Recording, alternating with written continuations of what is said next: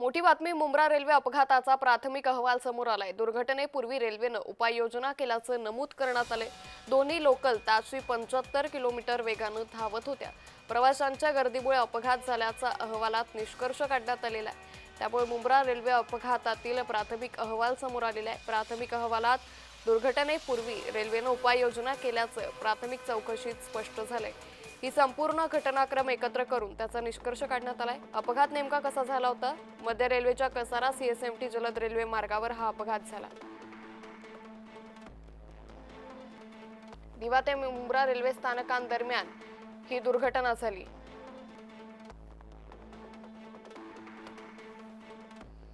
एक local कसाऱ्याहून CSMT कडे तर दुसरी लोकल सीएसएमटी कडून कल्याणकडे जात होती। दोन्ही लोकल मधील प्रवाशांचा एकमेकांना धक्का लागला। दोन्ही लोकलच्या दरवाजात उभे असलेले प्रवासी पडले। बॅगांची गुंतागुंत झाल्यानं प्रवासी पडल्याची शक्यता आहे।